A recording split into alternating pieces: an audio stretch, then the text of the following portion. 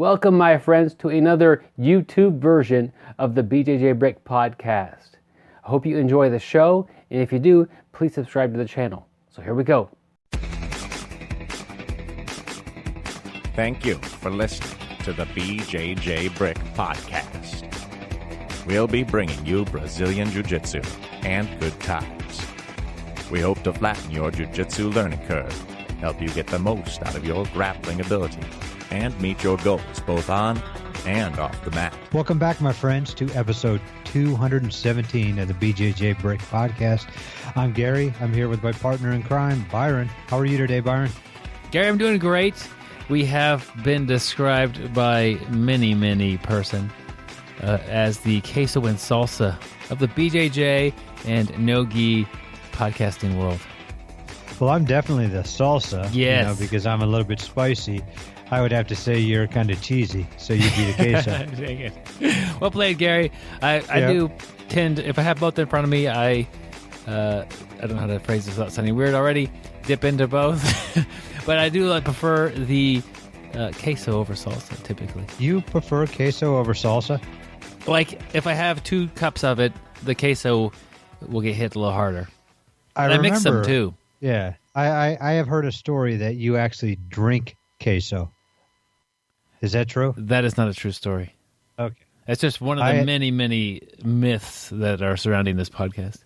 I had heard that you like to drink queso, and I thought it was a little strange, so I figured I'd ask you. I do have some great information for you, though, Gary. Craig Jones is on the show. Awesome. Craig Jones, I think everybody, unless you've been under a rock, has heard about Craig Jones, the remarkable run he had this year, ADCC. So definitely it's great to have him on the show here today. Yep, we get into discussions about that, and even more interesting for me is, Craig, what are you doing, down there? How are you training, and what are your ideas towards, coaching students and just getting advice from the guy? Great interview coming up, my friends. Definitely don't miss it. Gary, I've got a little podcasting desk here with computer, and my desk is actually quite cluttered at the moment. And I'm looking at this, I'm like, man, it's kind of a mess. And it reminds me of jiu-jitsu sometimes. If I'm rolling with somebody and I have no clear direction, or my head's kind of all over the place, I don't do as well than if I have like a set goal or target to get to, or just having that clear frame of mind is, this is what I'm going to try to do, let's do that. Looking at my desk, there's a camera bag, there's a t-shirt, there's a jiu-jitsu book, there's some mail, some podcast interview stuff laying around, a glass of water. I got like tons of stuff on my desk, and it's very cluttered, and it's confusing at times if I'm trying to find something. I think that, you look at jiu-jitsu, you can clean it up, take out the stuff that isn't like your best stuff, at least when you're wanting to compete or to perform well, because it is important to kind of experiment and learn some other stuff as well. But take off some of the clutter and really focus on the main parts of your game. That is when you get some really amazing results. Too much clutter, Byron, is never a good thing. I sit there and think my desk at work is always filled with clutter, but I do know where everything is. That's true. Yeah. So I guess it's kind of, one man's clutter is another man's not clutter. Yeah. If your desk, when you got there, let's say you had spent the day before cleaning up and making it perfectly clean, and there was like one task on the desk, one set of papers, or you like, when you got there, you would say, this is what I'm doing right now. And it would scream, like, that would get your attention. It's like having an empty inbox in your email. It's where you focused. And I think that's easy to kind of look at jiu-jitsu on that and say, do you have focus on your game, or are you just trying random moves all the time and not trying to string anything together? You have no organization in where you're going. I do think, I definitely am one that lives by the messy desk lifestyle as well, Gary. But I think I'd be a little more productive if... I think the hours spent in my chair working on the podcast or whatever would be more efficient if I had a better system and had a little more focus when I sat down and didn't check Facebook first thing or anything like that. Well, I know we've talked about this a couple times, but that's why you send me an outline for each and every show. It kind of gets rid of the clutter. We could talk about what we're going to talk about beforehand, but we're going to forget half of it. There's going to be no rhyme nor reason. And the same thing with our podcast show notes. It kind of keeps us on task, kind of tells us where we're going, and reduces the clutter. Hopefully, it produces a better show. Yep, it's important to get the most out of your time on the mats. And if you're in your first year of jiu-jitsu, I've got something for you, my friends. It's called Your First Year of Brazilian Jiu-Jitsu audiobook by yours truly. And this book has been a staple of the BjjBrick podcast and really helping people get into that first year and get the most out of that and get on the right track. Everything from finding the right gym to what to expect and to what you're going to be doing your first month of training, all the way up to if you want to do a tournament, what to get out of that and how to get ready for a tournament and to do well. It's a little over 2.5 hours of content. It's $11.99. It's very similar to a podcast, but it's more organized, unlike my desk. I really have chapters laid out and really just get to the point and really want to help everybody get better. There will be a link to it in the show notes or on the website. Real easy to find.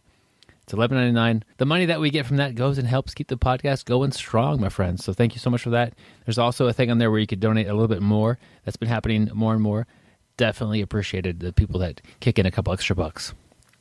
Byron, I did want to let you know, Byron does have another audiobook, 6 Games for BJJ, which if you listen to the show, we probably talk about it every other week. But, I always kind of make up games that didn't make it to the book. Yeah, that's my little thing I like to do to drive Byron crazy. But I actually have started playing that game Horse that I made up on the show with one of my training partners. We did it yesterday, and it has actually been working. So, Byron, I think when you edit the book, you could add Horse in there too. I have been using it. We'll do part 2 to that book. Yep. The next games to play. And, it sounds like Horse is a version of the basketball game where you get a letter. Actually, Gary's just riding his opponent like a pony. Yeah. It's kind of awkward. No, actually, what we've been doing is, when you're rolling, the first person who gets a tap, let's say I tap Byron, with a Kimura. Byron then has 3 minutes to tap me with a Kimura, or he gets an H. While he's trying to tap me with a Kimura and I'm trying to defend the Kimura, I can still also tap Byron, and he automatically gets an H, and then he's going to have to tap me within 3 minutes on the next move. So it's kind of fun. We've been having a good time doing it. Cool. Just have to use your mind. Well, that's where I suffer. Yeah, we know. And I think it's because you've been drinking too much queso. Something to help my mind a little bit here is the quote of the week. This quote is from William Arthur Ward. That's a lot better than our author last week, which was IP Freely. The quote is, "Feeling gratitude and not expressing it is like wrapping a present and not giving it." And I think that's a good thing to say to really anybody in any part in your life. If you feel grateful for something, tell somebody that. It was just last week. I trained at Fox Fitness here in town, and Jake Fox, the main man, went on a trip. Byron, yeah. You're the main man. No, I am not anywhere near that status. But, Byron, you're my main man. Okay, Mr. Salsa. But Jake and his wife Kim went to South Korea to compete she competed in the world's kettlebell competition. She's a world champion. She defended her title. I think she has a title, and she brought home another world champion for that. It's really amazing. She's always in the gym, lifting kettlebells, doing her thing. She's really a fascinating person. Anyway, Jake was gone. In a couple of the classes, I was able to kind of pitch in and teach a little bit. And I was showing some of the stuff I like to do with leg drag. Most of the stuff I picked up by Tim Sled's DVD. But just kind of sharing what I do and what I'm doing when I'm passing or maybe, retaining side control. I do that a lot, leg drag a lot, as they try to get their escape on. I get my leg drag on. Anyway, I just showed it and really drilled it, and I thought it was a good class, and everybody seemed happy. But afterwards, one of the guys grabbed me. He's like, "Hey, really thank you so much for showing that. I've been curious about that. It really means a lot, and I really hope to get this into my game." And I was like, that made my day. Like somebody, I really felt like the people thought the class was fine, but somebody just take a few seconds after class and just told me that was awesome. How often do we do that to our instructors? I think pretty rare. That's something we should do more, is show gratitude towards the things that they're sharing and giving to us. If you're going to learn from a guy like Craig Jones, he's got so many hours on the mat practicing his craft and working and developing, and he just shares you a little bit of stuff that has all that stuff behind it that is backing his knowledge and his expertise in the area. So he's showing you stuff for a few minutes. Really, he's really got to that point with years and dedication behind that. Show thank you to those people. Thank them. If you go to a seminar, thank that person. If you go to a class and you pick something up and it's good for you, thank the instructor. If a teammate shows something good, thank them. There's no point in, as the quote says, wrapping a present and not giving it. I would say accepting a present and not saying thank you is a way that a lot of students accept gifts. Yeah, you pay the instructor. That's great. But giving them a verbal thank you, it can be very motivating. Yeah, definitely, and especially, Thanksgiving is just past. What are we thankful for? And, as Byron said, it's always good to, just say thank you to people. It's going to make you happier for saying it because you're going to see the reaction of the person receiving that. It's going to make the receiving person that much more happier. And as you guys are more happy, it's just, it's just going to, just have a great effect. Everybody that you pass for the next couple hours is probably going to be in a better mood because you're in a better mood.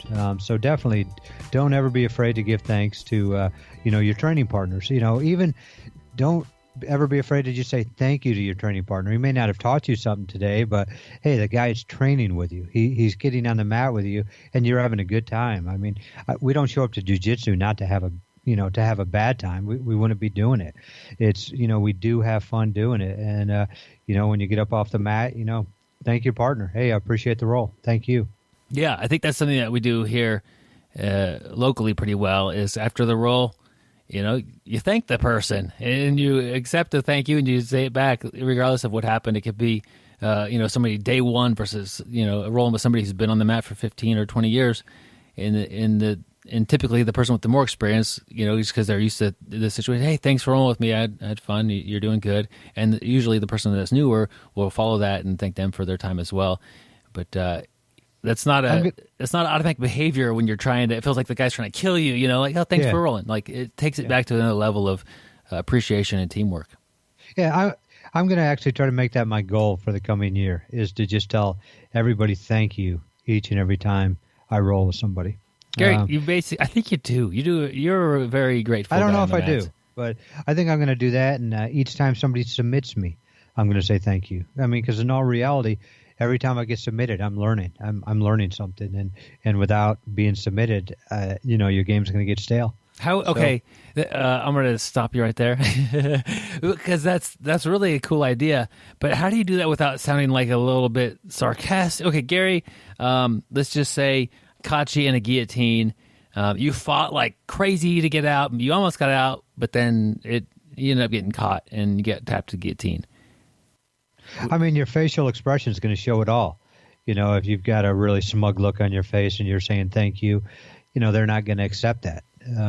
But, if you have a smile on your face, hey, thank you. I appreciate that. I'm going to learn from that and, get back on the mat. Yeah. Slap hands. Yeah, I think that's and then not roll like a jerk afterwards and try to Yeah, I mean, your actions speak louder than words. Your facial expressions and your actions afterwards. If I come out, as I always like to say, like a wounded cougar, I'm upset about it. But in all reality, each and every time somebody catches me in something, I don't care if it's a sweep. But I tell you, yesterday I was rolling, I got swept left and right, and I had a smile on my face the whole time.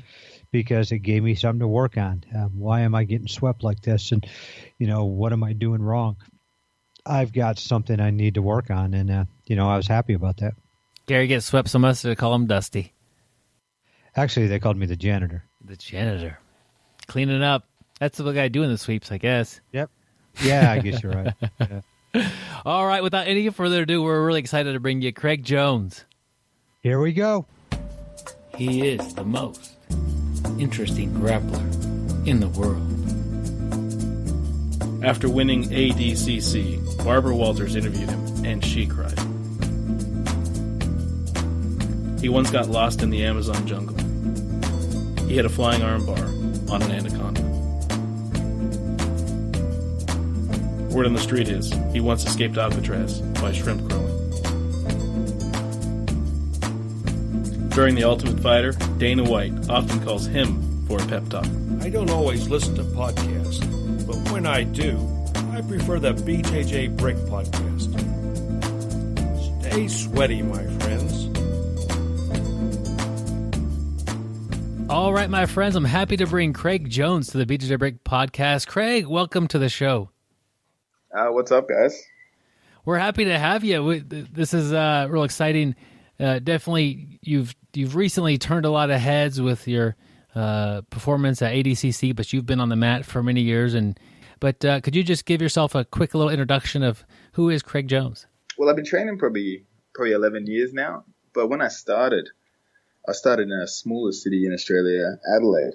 So there really wasn't much of a scene going on. So it was sort of just like, it was just something to do. Like I didn't see even competition as a career, even the prospects of opening my own school in Adelaide, where there was only a couple of academies, seemed like, it just didn't seem like a possibility as well. So like I just, for the first maybe 5-6 years, just trained once, twice a week, just messing around.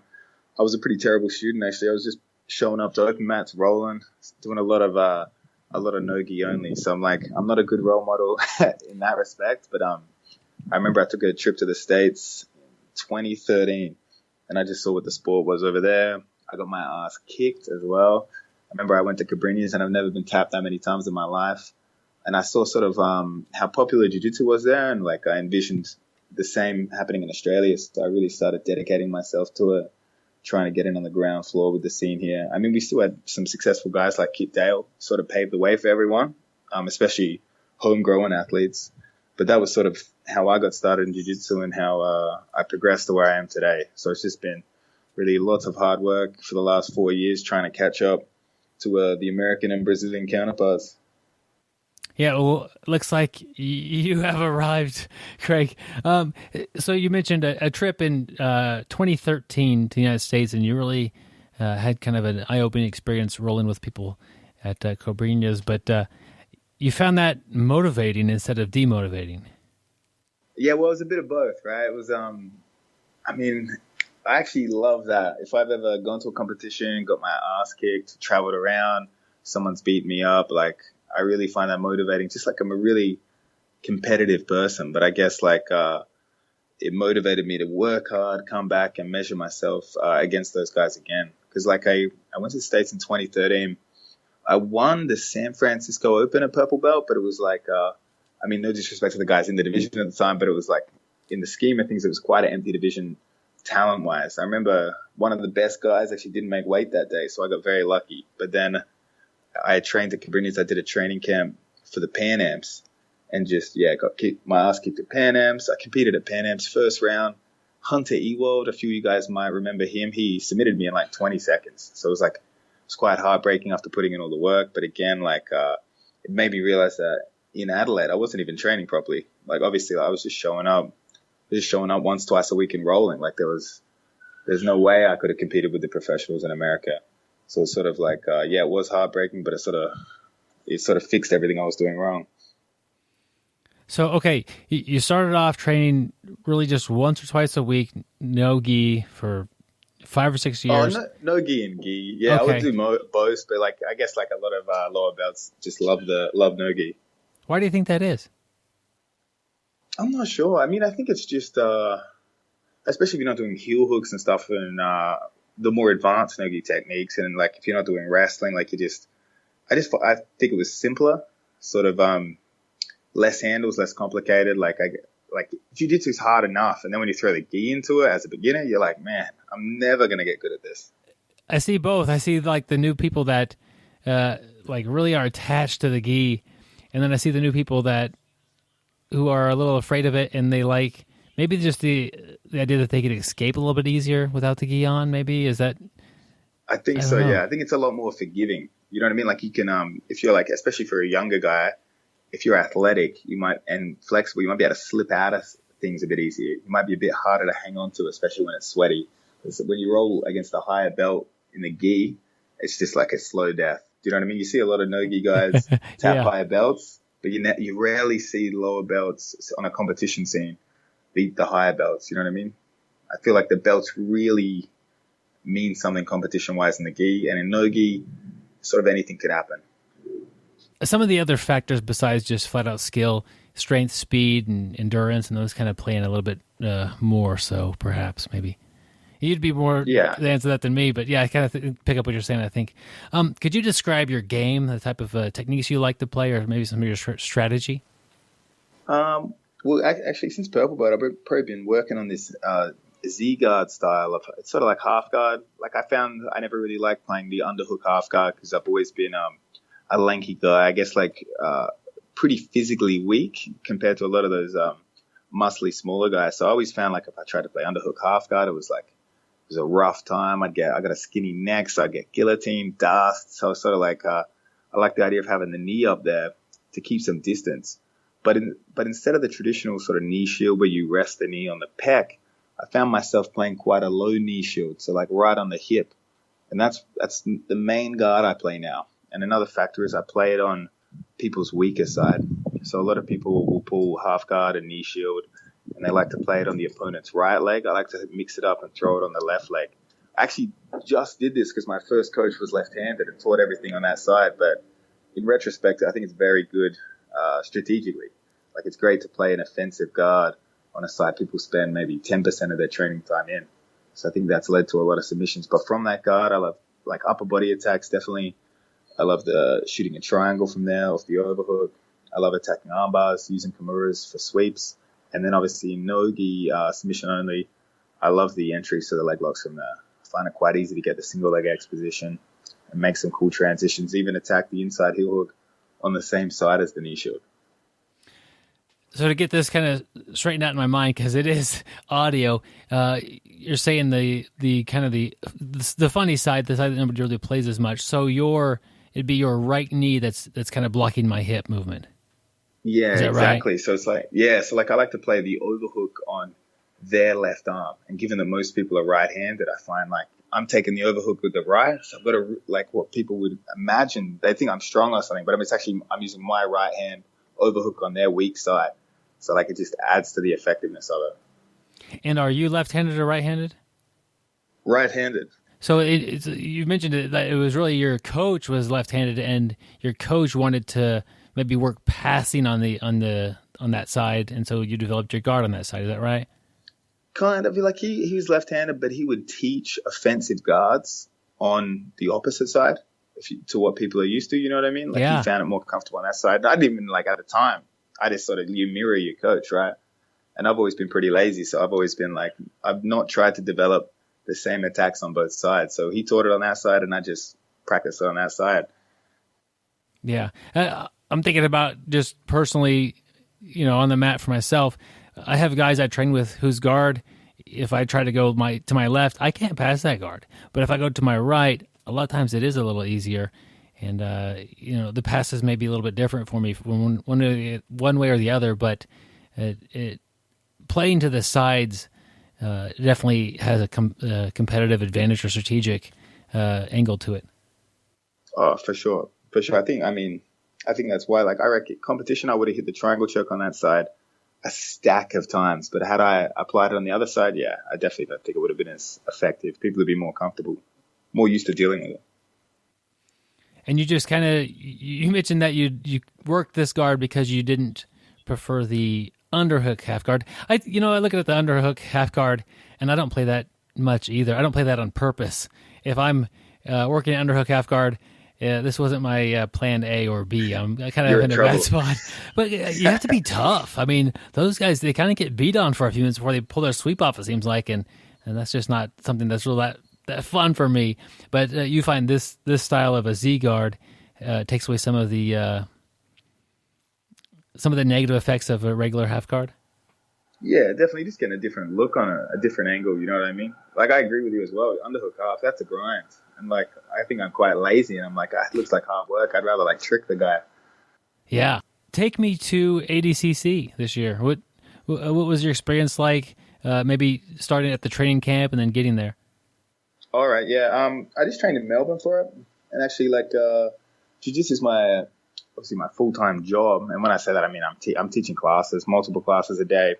So my week would look like me and my coach Lachlan Giles both qualified. He qualified at 77, and we would train a good 1 hour to 90 minutes every day, and like that's just super hard training session. And we adapted those sessions to focus on a lot of wrestling. And actually, I didn't actually use any wrestling at ADCC, but we trained towards the rule set. We put in specific scenarios of ADCC in terms of like, we would train as if it was past the halfway point where points were in and you couldn't sit guard, coming up with sort of strategies for that.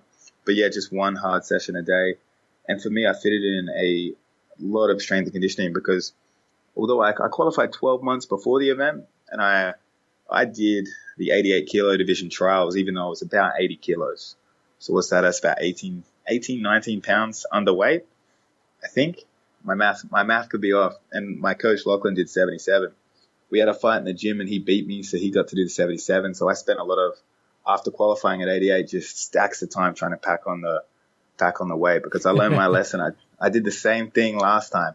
I qualified in Korea. I avoided the 77 kilo division because Lachlan was in it, but I didn't actually put on any weight. So when I showed up at ADCC in Brazil, not only was I a purple belt, but I was 80 kilos. And first round, they gave me Romulo Barral, who was the previous champion. So I was like, after that experience, I was never going in underweight again. He Kimuri'd me in like 2 minutes. I'm surprised I lasted 2 minutes actually. But yeah, in terms of the camp, it was just one hard session a day. And then we arrived on the Thursday pretty late. It was a pretty long flight from Australia. Australia's very far away from everywhere, sadly. And then, so my first day went better than I could have possibly predicted. I drew Leandro low first round, which was like probably one of the toughest guys in the division. Yeah, so I was quite nervous. I mean, a lot of people back home were saying, "Oh, Craig's gonna win," but like even in my mind, I was like, "Oh, that's a tough first round." I was hoping for someone easier, but I tried to forget who Leandro was and just took it to him.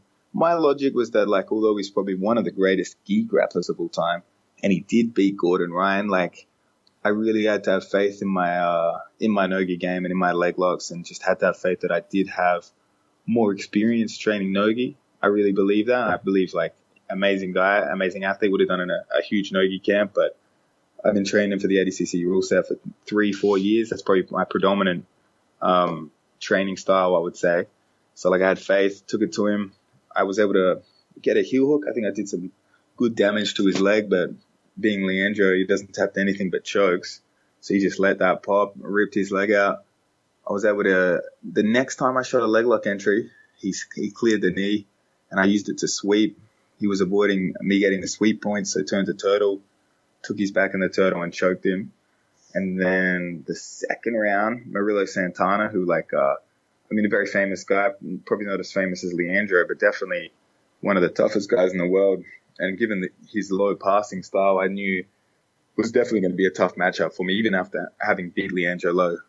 Like I knew Murilo incredibly tough, but I came out against him and I felt like he was a bit worried about the leg locks. He wouldn't commit weight into me like I've seen him do against a lot of opponents. And he actually, as I shot for a leg lock entry, almost swept himself. And then when I was playing on top, it was before the halfway point. So if you're unfamiliar with ADCC, there's no points at the start. So when he shot up for a single, I was like, I'll try the flying triangle. Shot it off the overhook, landed it. If I didn't land it, I would have been back playing guard where I probably wanted to be. So it was a crazy first day. Day two, not as good. Keenan beat me up. And then I had a real close one with Xande. And I ended up trying to shoot the flying triangle again in the points period. But he turned that into a takedown. Sadly, lightning doesn't strike twice. And then that was it. Lost the bronze medal and jumped back in for the open weight where I fought I heel hooked Chael Sonnen. And then Gordon Ryan got me with the arm triangles. So it was good. I got to fight pretty much the best guys in the 88 kilo division. So I didn't get to fight Gordon in the division, but I got to have a match against him in the absolute. Wow. What an amazing thing. I remember watching that, you're attacking the legs of Leandro Low, and I'm like, that looks like it's painful. And then from then on, it really kind of felt like yeah, it looks like he probably did a little bit of damage there. And then I don't know how much longer it was, but I don't know. It's, I don't know. You hate to see a guy get hurt, but if you get hurt and then you can't really compete like you would normally, you probably should have just gone ahead and said good enough on the leg lock sometimes. But I don't know. At that level, guys don't like the type of stuff, and I guess that's why they're at that level. Especially to an unknown gringo, right? Do you think no one wants to tap to an Australian? Do you think he knew who you were? I doubt it. I mean, I wouldn't imagine. Like, the only other success I've really had that got any attention was a couple of leg locks at EBI. But I mean, I doubt Leandro Low watched EBI. He only found out who he had the night before. Maybe he watched it then. Yeah. But I think I watched his match with Gordon. I mean, I tried to study it. Yeah. I tried to work out some things to do, but like I couldn't really see any openings. But I was trying to play shin on shin with him and elevate to single leg X and attack the legs there. But I couldn't get like, he's very good at that penetrating step in between my feet, and obviously amazing knee cut to back step. So I had to play a modified De La Riva. I knew De La Riva wouldn't hold him, so strategically I was like, I'll go for the De La Riva footlock grip to slow him down a bit. But I mean, it was quite a trip facing Leandro, because like when I did do a lot of gi, that was probably one of my favorite guys. I used to study his stuff like crazy, his Toreando passes, knee cut passes. He's had some of the best matches I've ever seen in the gi. He's not an amazing like finisher, but like he's one of the most exciting guys to play the game, I think. Watching some of your matches, I'm thinking that you are an amazing finisher, though. Coming from the way you play your game, very attack-oriented style, it seems like. Yeah, definitely. It's funny. I try and teach anyone I teach, especially the lower belts. I'm always like, guys, you got to go for the position and then the submission. But then they watch me compete, and I'm just doing all the wrong things, I guess, but making it work somehow. Like, just really going for subs nonstop. A lot of guys say they go for the sub, they lose points. That's definitely me to a T when I have to compete in points tournaments. Dissect that a little bit more for me. So are you trying for stuff from your guard that often gets it passed, or what's happening that you're getting kind of hit with losing some points going for stuff?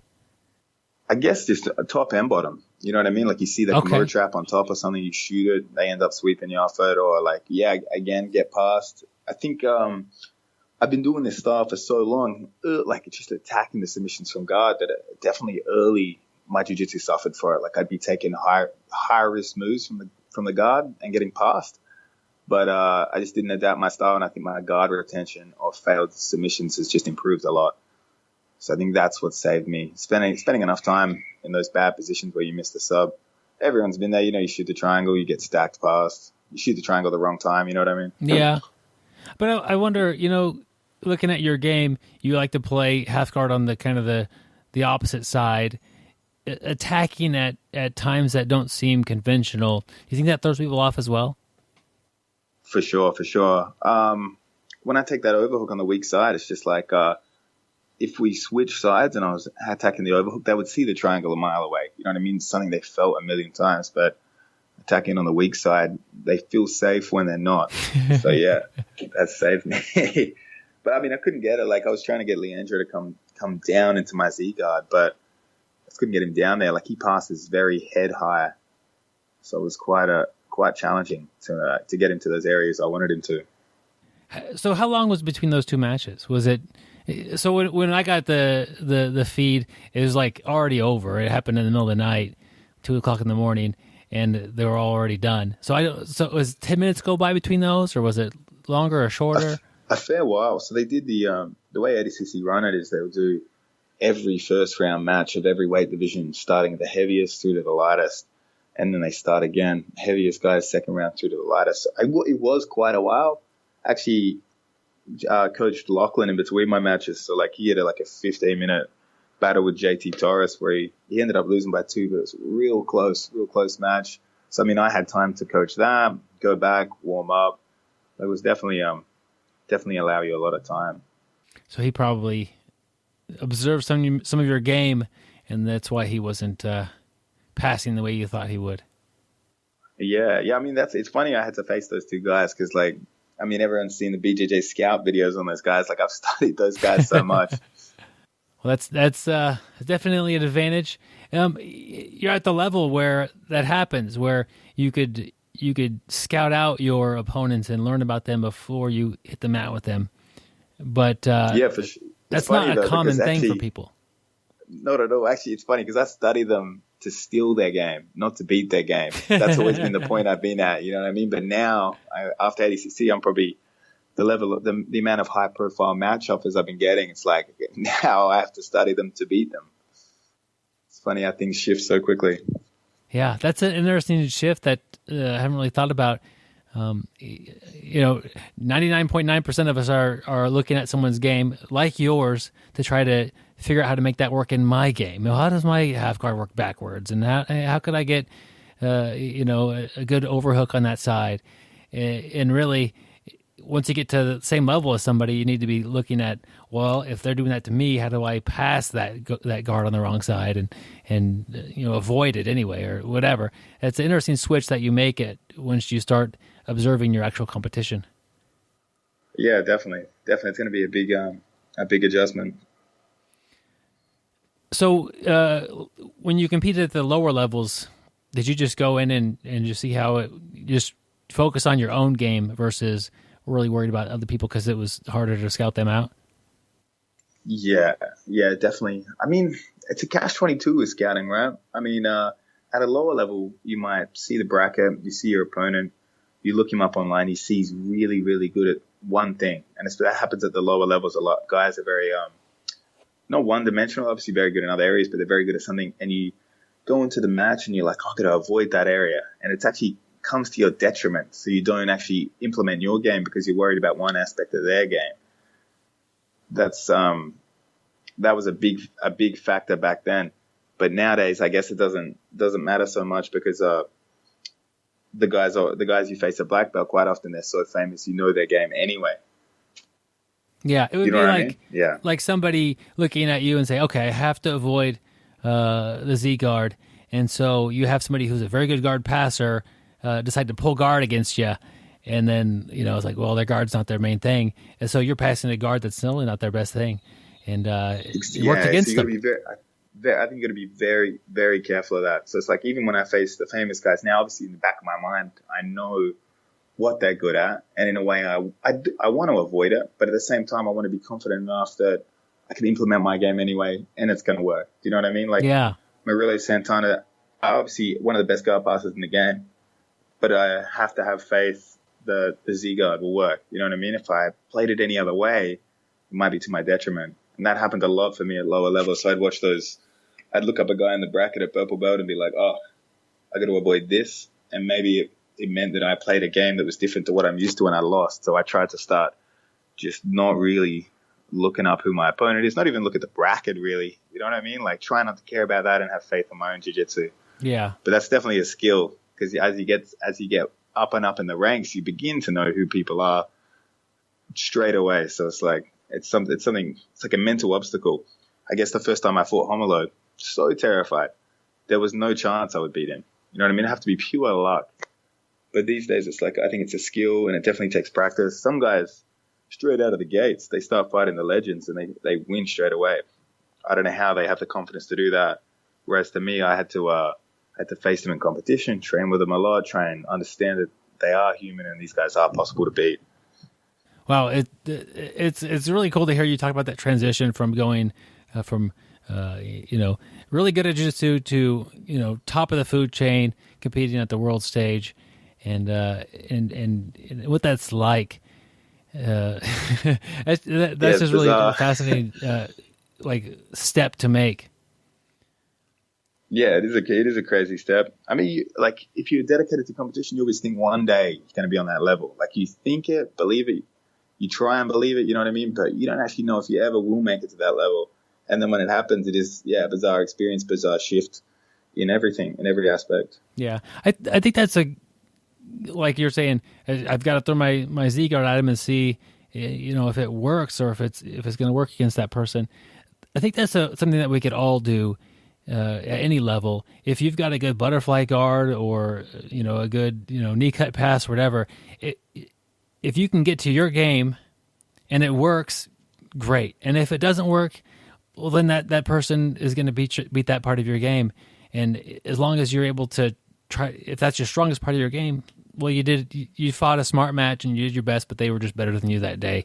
And so I think that kind of having the idea of, once I get to my part of my game, I'm going to hit them with everything I've got.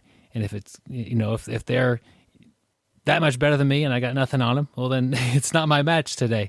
Lesson learned. But just to walk in there with the confidence of my game against their game, let's see which one works out better. And I know my game is good.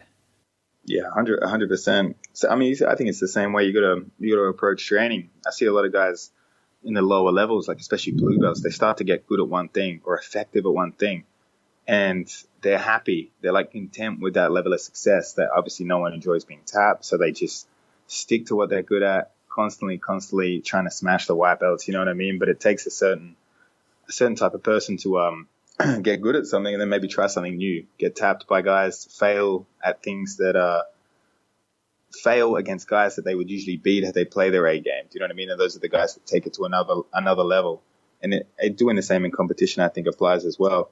You know what I mean? If you're confident in your butterfly guard and you face someone that you know is a really good guard passer, there's no point hiding from it. Do you know what I mean? It's time to really test it out. Yeah. Because everyone loses, right? I mean, apart from Halfguarding is probably the guy that's lost the least, but he's not human. We don't count him. Yeah, I think the easy example for me that I've seen many times is somebody who comes in as a really good wrestler. They get their guard passing down, and they end up having a pretty good top game, end up becoming a blue belt. And somewhere along that blue belt level, they decide that they're going to work on their guard. And, of course, their guard isn't any good. They get passed, they get in trouble, they get their back taken, they get smashed more. But if they could keep working on that guard and not worry about getting beat by somebody who they could just take down and pass easy, that's how they're going to develop their jiu-jitsu in the long run. Yeah, 100%. And that's actually my coach, Lachlan Giles, told me that I think the most. I see him in the gym even today, and he played his A game in the gym, probably wouldn't get tapped by anyone. But if I see him get tapped by anyone, for the rest of the round, he doesn't avoid it. He puts himself straight back there. So say the guy's got a good closed guard, he goes into it, gets tapped.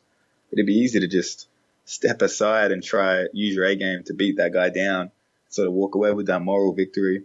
But he goes straight back in there, tries to figure out what the guy did, even if it means he gets submitted a couple more times. So I think that's one of the most important things in the game. That's obviously one of the most painful things to your ego. Yeah, and that's why that ego could be such a big obstacle with getting success on the mat. Definitely.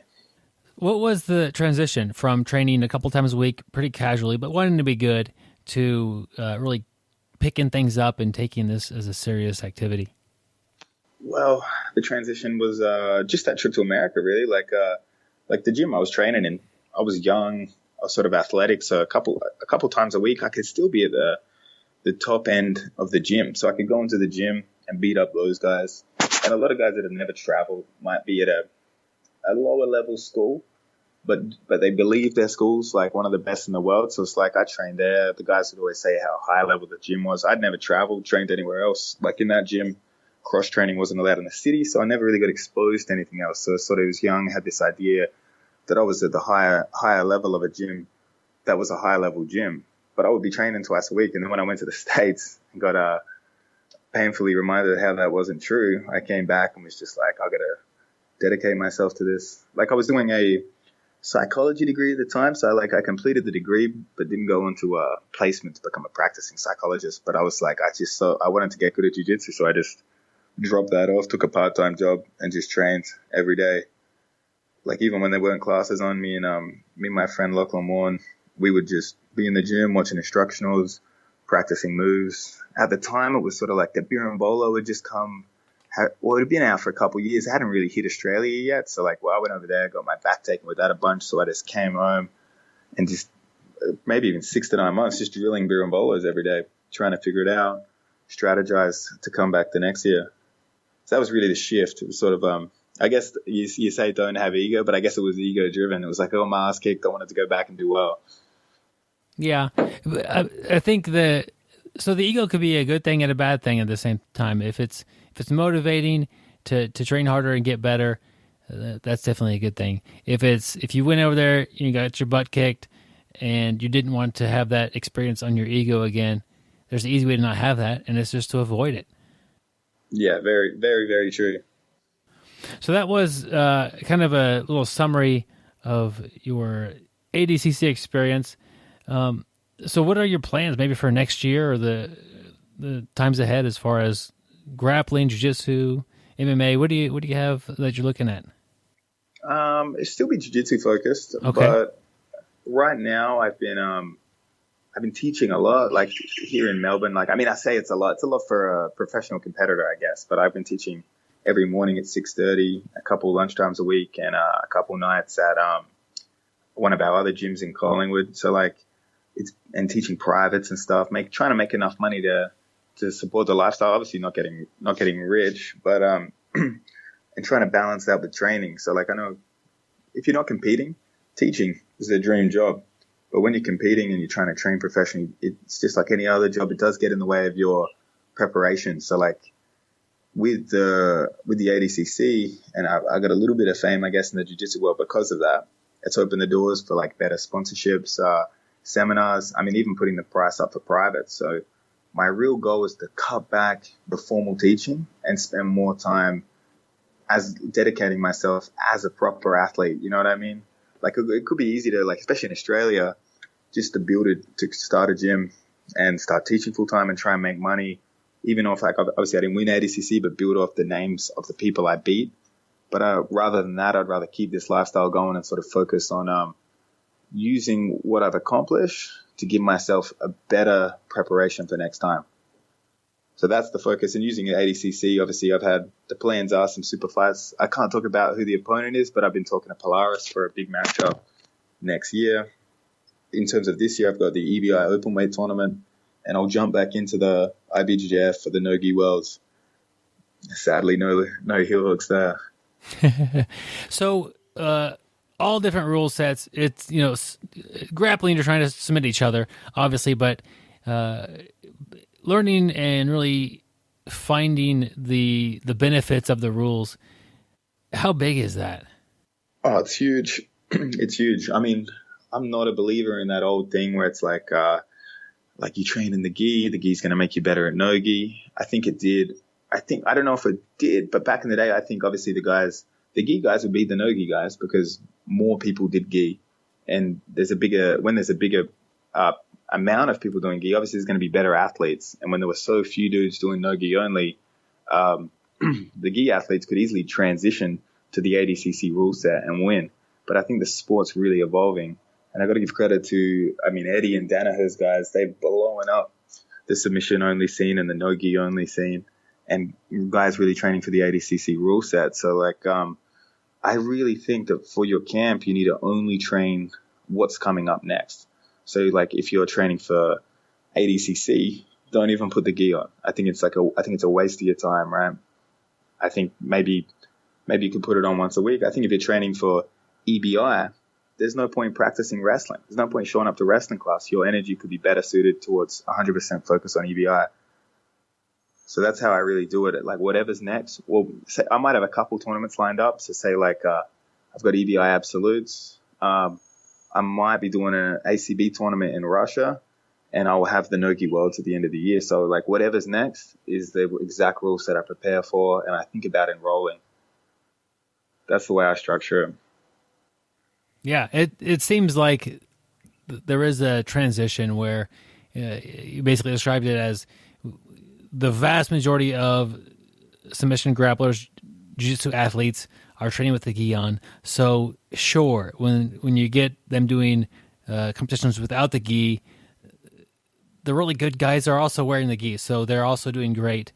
without the gi, but people who just focus on that no gi over time, that talent pool is also growing, and you're getting some really talented athletes that train for the specific sport that they're actually doing. Definitely. In 10 years, I don't think, all credit to what obviously Cabrinha did something amazing this year. He won all the gi tournaments, and then he won ADCC, and on top of that, he's 38. But do I think in 10 to 20 years, are the gi guys going to be winning the ADCC? I don't think so anymore. I think there's enough no-gi stuff going on that there's a bunch of dudes that are going to be dedicated to no-gi. I mean, once upon a time, the only guys doing the ADCC that were mostly no-gi only guys were MMA fighters. So, of course, you put an MMA fighter in a no-gi tournament against gi grapplers, the gi guys are going to win. But I think now the sport, I mean, think about how hard it would be to be amazing, to have to world-class black belt level spider guard and world-class level heel hooks in wrestling. It's there's too much going on these days. Yeah, and I think in the future that'll definitely, the gap's broadening. A lot of guys, Gordon Ryan, amazing. But there'll be a lot of gi guys that still thought coming into this 88 kilo tournament that he was not going to win. Yeah. And you mentioned kind of the spider guard versus, I don't know what you said, butterfly maybe. Just the two guards that, you're not really doing a no-gi spider guard without grabbing a lot of the hair on their arms. But, so, I mean, you spend hours and years working on a guard that you have to throw away when you transition to the other sport. It's 100%. It makes it tough. It'd be unrealistic. It'd be unrealistic to expect you to do well in both. Do you know what I mean? Yeah. As the competition grows and the technique goes up, and the skill level goes up. Definitely. And that's why, it's an amazing year with Cabrinha and his performance, and not a surprise, right? but just as the years go by, that might not happen again. Yeah, everything about that guy is amazing. He started jiu-jitsu at 24? Insane, right? He started at 24, and what he's been able to accomplish in both gi and no-gi. That's where you went when you went to the U.S.? You went to his school? Yeah. On that trip? Actually, I went to Cabrinha's the first trip I went, but I never went back. I think when I was younger, I didn't appreciate LA as much. I was just disappointed it wasn't like it was in the movies. So I tried to avoid it. I mean, the weather's amazing, but I would travel around. I think 2014, I went to the US, tried to do 6 tournaments in 6 weeks. And while I was traveling around, trained as many cool places as possible. So I think I went and trained with Cyborg, went and trained with Marcelo Garcia, went and trained with Robert Drysdale. So for me, really, I tried to train with every top-level guy around the world and sort of get a loose understanding of what they do that's similar, what one team does that I think is really good versus what they do that I don't think is as valuable. So sort of get a perspective on all these guys. But I think the most important part was just realizing that, although you idolize them, I guess on YouTube more so than the TV for jiu-jitsu guys, you idolize them as and they are legends. But again, you spend some time with them. That is regular dudes. Regular humans. Yeah. It's always interesting to kind of see different training methods. You said, correct me if I'm wrong, for this ADCC, you were training really hard, about an hour every day. Is that about right? Yep. What were you doing? Were you rolling, or were you getting in certain positions and working those and resetting when that position changed, or what were you doing for that hour? Just, exactly like you said, just I would spend maybe I would probably only roll 3-4 rounds a day, but the vast majority of training would just be positional sparring. We'd get we have a pro class at about 10:30 every day at our gym in St. Kilda. So it'd be we'd show up. You warm yourself up, and then straight away positional stuff.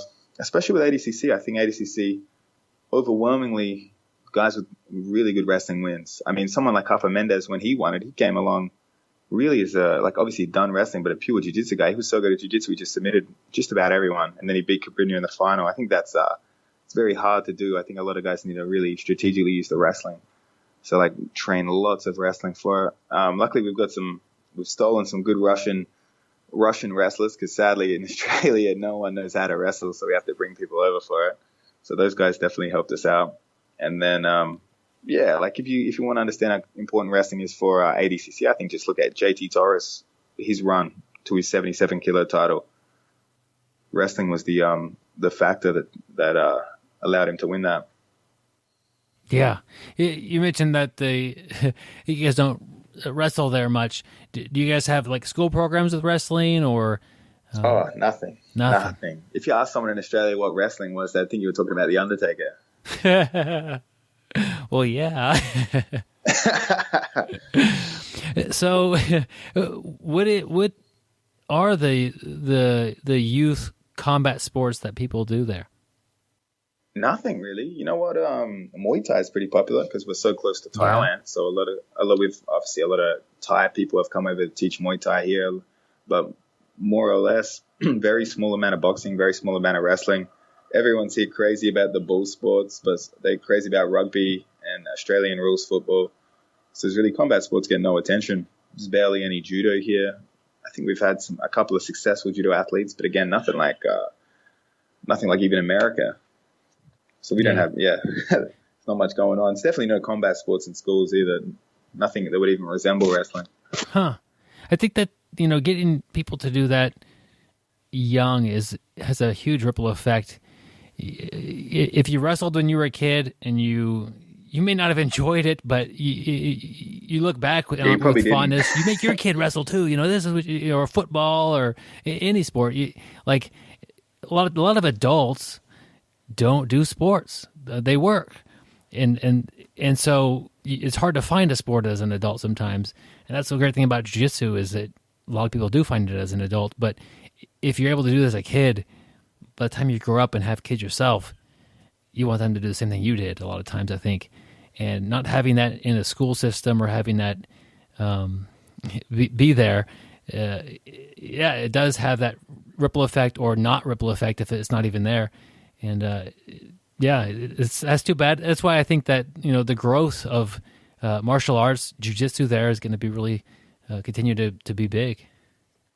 Yeah, well, I mean, I wish we had wrestling in school, but it's in the city I'm from. I don't even think we'd have even a remotely high level wrestler living there. There might be someone. I think there's 1 or 2 wrestling clubs in the whole city, and the city's 1.5 million people.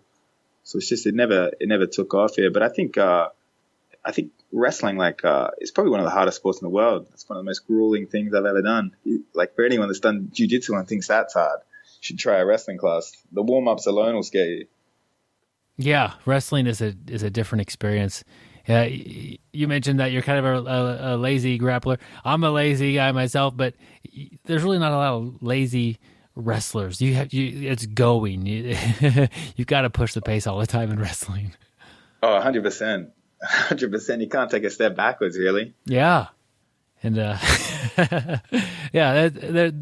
different, but they're both they're similar. You mentioned also that you did quite a bit of wrestling training for ADCC.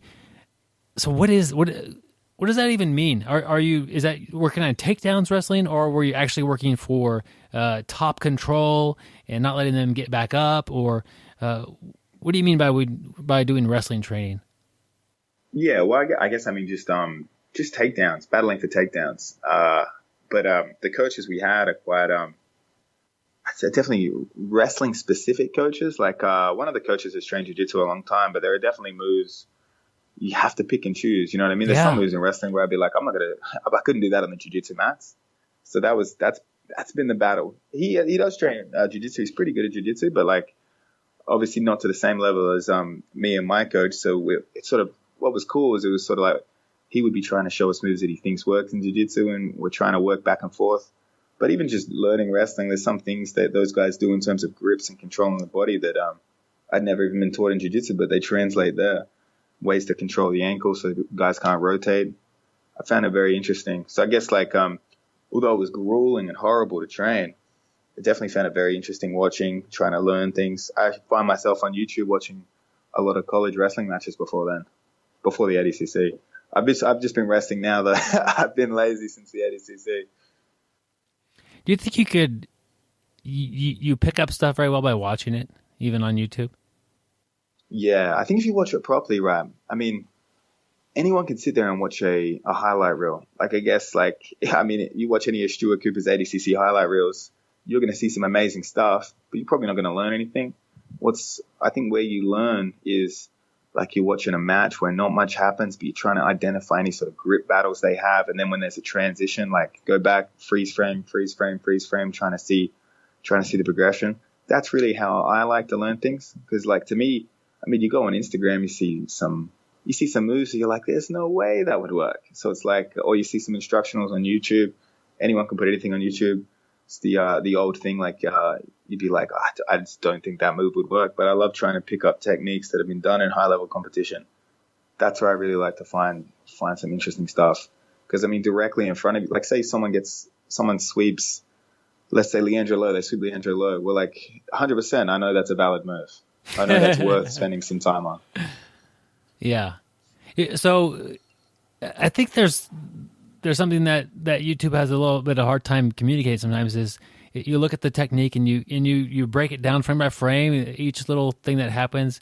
But what they're not seeing is you're doing positional sparring for an hour a day hard against somebody in that same position. And they think that, okay, if I learn the technique, I'll have it. But no, you have to work the technique. Or I don't know what these wrestlers are doing. You watch them do some really cool technique and you try to figure it out. But I think it would also be very beneficial to see what they're doing at training and see how they're developing that technique. Yeah, we need to spar. Yeah, that'd be good. You mentioned about that about the positional training. I started training with Kit Dale. Probably he started coming back on the scene in Australia. He had a break for a while, but about a year and a half ago. And I remember he told me he copped a lot of heat for his no drilling thing, but like he taught me something very valuable with that. It's like you drill the technique until you can do the movement. You've acquired the movement, so you don't need to drill it anymore. All you need to get is timing. And timing can only come from positional sparring or just forcing the position during a roll. So I think like he makes a valid point there. Whereas if you did if you could do it, you could do a technique perfectly, but your timing was wrong, the technique wouldn't work. If you were pretty average at a technique, but your timing was perfect, it's still going to be effective. So that's what's really helped me sort of articulate how the importance of positional sparring. Yeah, and just the amount of with the kind of the dumb man drilling is, okay, I get in your guard and you armbar me 90 times, and we all celebrate the great training. With the idea of positional sparring is you start with an angle to the armbar and you work to finish it from there, and I work to defend it from there, and that is very effective compared to the idea that we just roll and we hope to get or you're hoping to get that angle to work that armbar. It may never even happen. So like putting yourself there to start with is a great way to develop, I think, that timing and to get those things. And I always find it fascinating to learn from people like you who aren't at like the biggest gyms in the world, training with 90 other black belts that have all won these major tournaments. You're having one thing I hear over and over again is positional sparring. We work on certain positions. We work on things we're going to be in, and we develop our game from there. And that's just, I think that should be something that people should really pick up on, even more than the technique you're using, because all the techniques, most of them are really good. It's just developing them in a way that is beneficial to you. Yeah, I couldn't agree more. And I think the amount of positional sparring you do is probably dependent upon what belt you are. So say like you're a brand new beginner and you didn't do any positional sparring, but you wanted to work a technique. Like, well, work a technique during a roll. Like, well, good luck with that. You're struggling to even survive, let alone find a particular area to work on. But then this is where it gets confusing, because you might see the black belts in the gym do less positional sparring, but that's because when they're rolling with the average guy in the gym, they can force positions easy. So you'll see like quite a lot of high level guys, if they're working a guard pass, they might pass your guard and let you get your guard back. So that's their positional sparring. They can find it in any sort of role against an easier opponent. So I think that's where a lot of white belts get confused. They might be like, well, why are you telling me to drill? You're not drilling a lot. Why are you telling me to positional spar? You're not positional sparring a lot. You know what I mean? It's because I'm still doing it. I'm just not doing it in the same way. I'm not forcing it in the same way. Yeah, that's an interesting way to look at that. But yeah, that rings true over and over again. You definitely could use the rolling time as training time, not competition with your teammates. And the better you are versus that opponent versus your training partner, the more you can put yourself in the places you want to be. That's all. That's probably 98% of my rolling. Unless I'm rolling with Kid Dale or Lachlan Giles, then I'm just trying to survive. Everyone else, I'm practicing techniques. Even if I get caught, if I get caught, I still fight. I don't want to get tapped, but it happens, right? Like we were talking about earlier.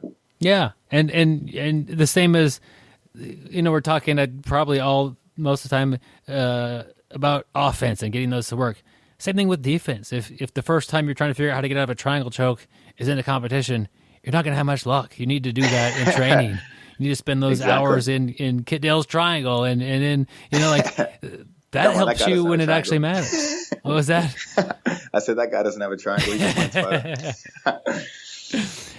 Yeah, but it is fun to just think offense all the time. But learning your escapes and learning how to get out of bad spots, that's important too. Yeah, 100%. I always try and tell my guys this, anyone that's doing my classes. I'm like, in the context of learning and training, if say you had a 10-minute round with a guy and for 9.5 minutes you scored a bunch of points and in the last 30 seconds he submitted you, I'm like, sure, he walks out happy that he got you, but you learned a whole lot more. You know what I mean? That roll, even though you, I guess, technically lost it, you won for 9.5 minutes. It's like when Chael Sonnen fought Anderson Silva, right? What did he say? He's like, Anderson beat me for 5 seconds, but I beat him for 4.5 rounds. Yeah.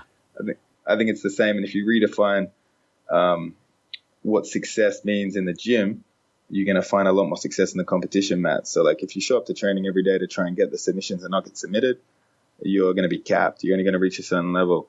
But if you spend every training session learning in that same way and trying to forget every time you get tapped, unless there's something to learn about the defense, then yeah, you're going to exponential growth. Yeah. Man, I'm learning a lot from you today, Craig. I got a question here from one of the listeners, Nathan. He wants to know, your short time on a match. You've got less than a minute, and you need to get a submission. What are you looking for? What is going on in your head to get to that? In terms of like a competition? Yeah. I think you've just got to recklessly, as bad as it sounds, implement whatever you need to do. Do you know what I mean? Like, this is the thing. You don't want to, it's the same as in training. You don't want to not get submitted on the competition mat if you're losing. And I think it's the same. So like say you're a minute down, you're both standing. You got to shoot, you got to grab, you got to pull guard, you got to go for anything. Even if that means it's reckless and loose and the guy passes and armbars you. Well, at least you know. Do you know what I mean? At least there's a definitive result. Like in training, I see a lot of times guys are in a bad position and they look at the time and there's 30 seconds left. And I'm looking at them like, you are loose, you got to get out of there. But in their mind, they're like, I don't want to get submitted. And you got to take that same approach to the competition mats. So like, you just got to go for it. You got to not even worry about getting submitted because a submission loss is the same as a points lost. You lost. You can't walk away and be like, well, you didn't submit me. You know what I mean? If you have that in your head at all, it's too late. Yeah, you didn't get to the next round. Yeah, exactly. And I say this to guys as well. I'm like, I hate it when guys come to me and they're like, oh, I lost in the first round. I'm like, it doesn't matter if you lost in the first round or you lost in the final, you lost. The first round doesn't look as good on Instagram, but a loss is a loss. Yeah. Maybe one thing to do, we're talking a lot about training methods. If you are that guy, you look at the clock and you're in a bad spot and there's 45 seconds, tell yourself, can I submit this person in these last 45 seconds? And like the odds are probably not, but are you going to try? And it's just training. It's that same, exactly. positional sparring. You're going to try to go from a bad spot to a great spot to finishing in less than a minute. Train that way, and if you need it, it'll be more likely to be there. And that confidence will be there too, probably. Yeah, you're going to compete the way you train. You're not going to, your performance isn't going to elevate on competition day. You're going to do exactly what you do in the gym. So that's another thing to remember. A lot of guys think like something magic's going to happen, you know what I mean, on competition day. Your performance doesn't elevate. It falls to your level of training. So I think the habits you make in the gym, you do on competition day. So I see a lot of guys, when they get past, if they're tired or something, they'll let the guy pass and they won't try and fight. You got to hold the position for 3 seconds, or maybe they're getting swept and they just sort of lazily accept the sweep. So like, you can't expect to do that in the gym and then react appropriately on the competition mats. In a high pressure scenario, you're probably going to be more likely to do what you're doing in the gym because that's instincts taken over. So I think that's very important as well with that. So when you were training for ADCC, you had a clock going. Were you mindful of when it was changing from points to no points to points and that sort of thing as well? And were you keeping track of who was up on points the whole time? Yeah, definitely. Especially, it's harder for the lower level guys. I don't think they're watching the clock as much, but like whenever I was training with Lachlan for the thing, we'd be very mindful. We'd have the timer set, so like it'd be an 8 or 10 minute round, and the timer would beep at the midpoint, so we'd both know it was points period. We both know if we're standing. Now we can't pull guard, and again we'd adapt the rules because in ADCC to score, you have to pin the shoulders, right? So like if Lockie shoots a double leg on me in our turtle, he's got nothing. And if I'm in turtle for 3 seconds, then roll back to guard, he's got nothing. It's got to be a smooth transition to score points. So we've been rolling like that for the last year. We had the blessing of having the very first ADCC trials, which was 12 months before the event. So we probably had one of the longest camps for the event. But yeah, 100% we were training exactly according to the rules as best we could. ADCC, sometimes they mix it up. Sometimes they just mix it up. You know what I mean? It's hard to prepare for, but this year was pretty straightforward. Yeah, that's interesting. It's always disappointing to see somebody who you're rooting for, and they go out there and maybe they pull guard and they can't get the submission or the sweep, and maybe even the guard gets past, whatever, and the points come on, and then they end up pulling guard again. It's like that was a bad decision. Like I did that at the trials. But it worked out for me. Well, that's good. But I think if you train with the rules in mind, you're less likely to make those like strategic errors to give your opponent that chance. Yep, 100%. You're gonna perform on competition day exactly how you train. So when you're lazy in training, you're giving up things in the comp, and that's where it's hard. It's easy to get tired and forget things in the gym.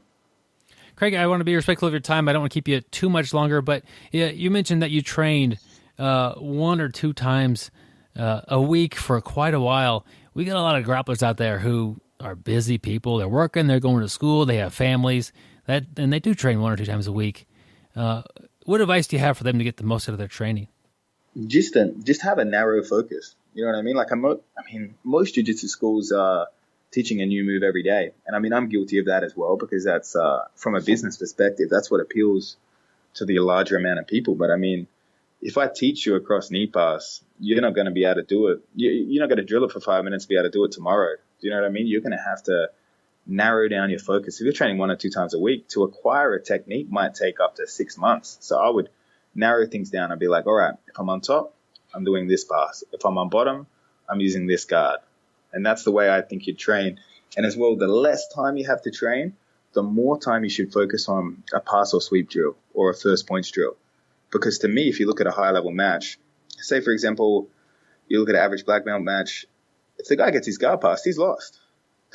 Our match is 100% over. Either the guy maintains the dominant position or the guy gets his guard back. If he gets his guard back, the guy on top is going to be pretty tentative. It's very hard to submit someone that's tentative. So if you think about it in that context, if 90% of the battle is those first points, then you should spend 90% of the training time in those positions. So although it's fun, you won't get as many submissions and stuff. It's fun to go just crazy trying to submit each other, doing crazy things like a baseball bat choke, giving up position. You should be doing overwhelmingly pass or sweep. And again, in a high level match, if you sweep someone, there's a pretty good chance that you're going to win if you play it safe and control the guy. Because now it's up to the guy to make the next move, and in that, you might pass or submit them in some way.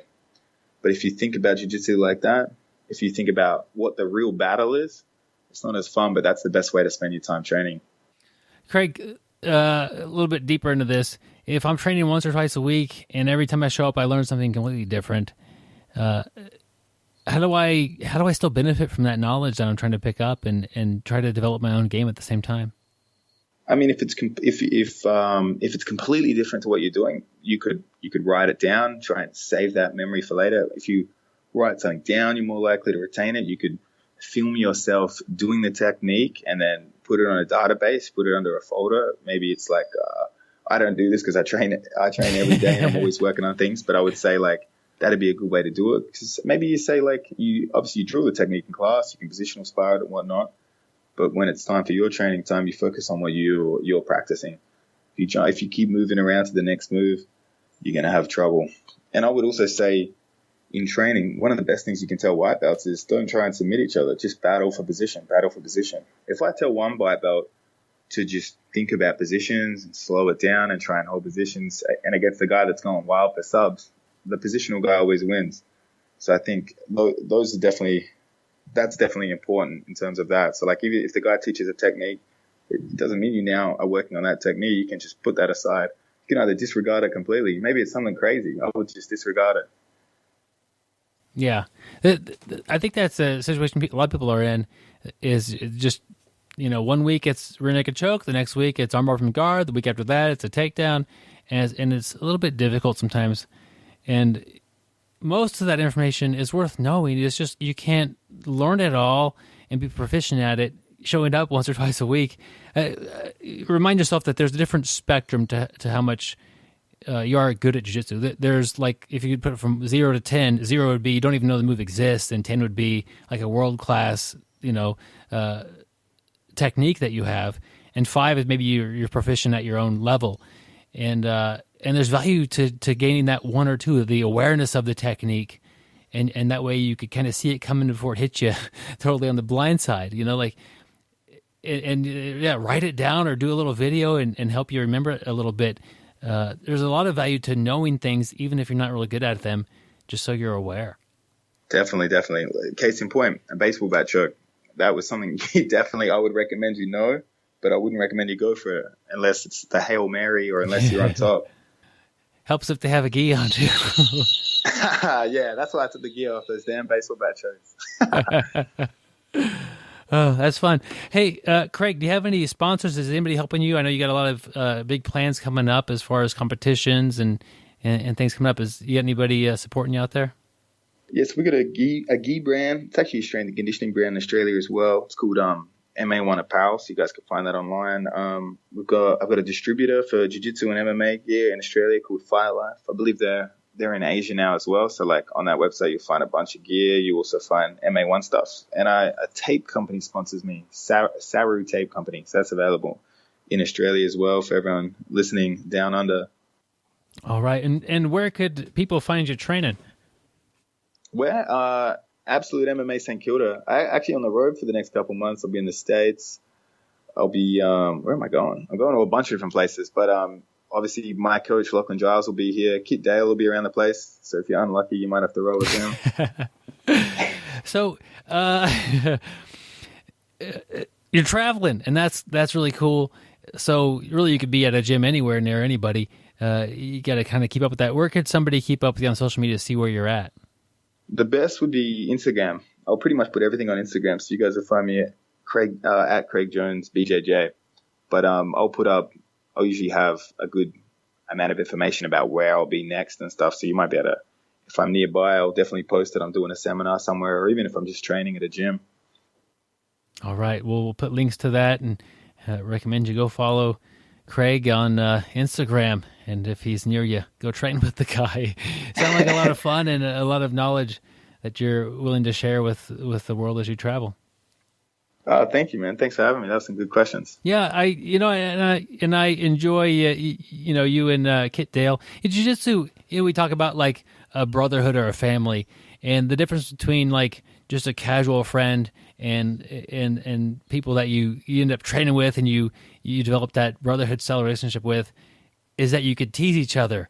I don't tease casual friends, but training with people like that bond is strong, and you end up having a little bit more fun, and you could be a little more honorary, I think, sometimes. Definitely. Some are brothers, and some are unfortunately like step brothers, like Kid Dale. You don't have a choice, but you're stuck with them. Craig, I've learned a lot from you today, just talking to you. You've got a couple of instructional things out there. What do you have? So me and Kid Dale made a DVD on the Z-Guard. So it was like we flipped it around a bit. It was like I was showing Z-Guard attacks, and he was showing some Z-Guard passing and some general passing in general. But you're going to have to put up with, obviously, Kid Dale speaking for half that DVD. So I think we should do a recut, maybe cut that out. But in the future, I'm working on a leg lock DVD, so that should come out, I think, maybe late this year, early next year. So that's pretty exciting. And is Kid Dale going to be in the leg lock DVD? No. So that'll be a much easier watch, much more entertaining watch. Oh, that's hilarious. All right. Well, thanks for hopping on the show with me, and I look forward to following you on social media. No worries. Thank you so much. I'd like to thank Craig Jones for taking the time to come out on the show. And, one thing that really stuck to me is when he talked about how he really likes positional sparring.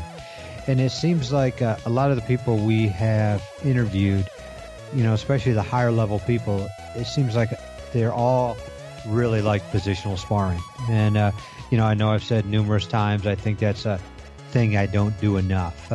I've been trying to do it on this one night I train Wednesday night. I've been trying to do it with this one training partner of mine and just do nothing but positional sparring. And I'm trying to do more and more of it because it just seems like everybody who, is very, very talented, really talks highly about positional sparring. So I'm going to copy them and try to become the best I can be. Yep. Good advice from Craig. I really appreciate him getting on here with us and sharing what he's doing. I really feel like he's a great resource for everybody to learn from. If you get a chance to train with him, do that. That would be really cool. Byron, one thing that I've always said you lack is kind of the mental area. That's true. Wouldn't you say I've said that? You tell me that every time before we start the show. I think you're going to try to knock me down a peg. Yeah, well, I'm actually not trying to knock you down. I'm trying to give you hints, but your mental capacity is so weak that you haven't figured it out. But what I've done this week is I found an article. Well, actually, Byron found it. I don't know how he found it with his weakened mental state, but an article. The listeners send these in a lot of times, Gary. Okay. BjjBrick@gmail.com. Sportspsych.org. We have an article, The 9 Mental Skills of Successful Athletes. And this is by Jack J. Lessick. Dr. Jack J. Lessick. I'm sorry there. Yes. But mental skills are very important for athletes. We talk about, the physical skills, the speed, which Byron doesn't have, the strength, which Byron's lacking. That stuff. But now we're talking about the mental skills, which Byron is also lacking. And, so we definitely have to have the speed and the strength and the stamina, but the mental skills play a big part in there too. And I think sometimes people forget about, the mental skills. Yeah. A thing in here that's really cool. There are 9 specific mental skills that contribute to success in sports. They are all learned and can be improved on with instruction and practice. These aren't things that you're naturally born with necessarily. They're not things that you're leveled off at already. I'm already this good at this. No, these things that you can get better at, and you can learn them and develop these skills as well. They're not just natural abilities. So that's cool. Yeah. It gives me hope, Gary. I'm being such a weak guy. Yeah, it gives you hope. One thing you do have good is, this mental skill number 1 is attitude. You do have a great attitude, and what we all have to remember is attitude is a choice. And I mean, you think about the hurdles we go through during a given day, during a match out there, or in a given practice. We come up to a lot of hurdles, and a lot of times, like we were just talking about getting tapped out. I could be upset about getting tapped out, or my attitude is a choice. I can have a positive attitude and realize that by getting tapped out, I'm going to learn from that. We want to have a positive attitude. Negative is going to bring me down. It's going to bring my teammates down. It's going to bring my coworkers down. It's going to bring my kids and spouses down. So, I have to be positive. And like Byron said, that we can choose that. Another thing he talks about in attitude is pursue excellence, not perfection. And, it's so hard to be perfect. Nobody can be perfect with the exception of Byron. At least that's what he tells me. But, You're all over this one, Gary. Yeah. We just, pursue excellence. Try to be the best you can be. And, we're never going to be perfect. We're going to know that. We need to make mistakes to learn. We are going to learn from our mistakes and failures. But we're going to get right back up. We're going to keep plowing forward, and we're going to try to be the best we can. So definitely pursue excellence and have a positive attitude. One of the other 9 skills they have on here is motivation. Successful athletes are motivated. And one of the the bullet points. So this is a huge article, Gary, but one of the things they have on here about that is realize that there are many benefits to doing a sport, not just the outcome. And I think on this podcast, we've been big about that for years. There are so many benefits to you being on the mat, not just winning a tournament, not just submitting somebody or whatever. There is so much else going on. There's friendships, there's health, fitness, it might even help you get a job. Like there is many things that jiu-jitsu can do that I can't just list them all off right here off the top of my head. But yeah, having the right motivation, being aware of the benefits that are coming out of jiu-jitsu or any sport you're trying to do, there's a lot of them, and it's not just necessarily winning a particular event. Well said, Byron. Yeah, I kind of butchered that. Byron the Butcher. Goals. To become a successful athlete, we have to have goals. So, goals are going to be short term, having, something specific at practice. Long term, which might be within the next, 6 months, placing at a specific tournament. We want our goals to be realistic, measurable, and time. We want to have a time on there. We don't just want to say, hey, we're going to be good at jiu-jitsu someday. When we also have to have, how are we going to get to these goals? If I want to, win a tournament or place in a tournament within the next 3 months, how am I going to get there? How many days a week am I going to practice? Am I going to do some flexibility and mobility movements on the side? Am I going to do some strength and cardio work too?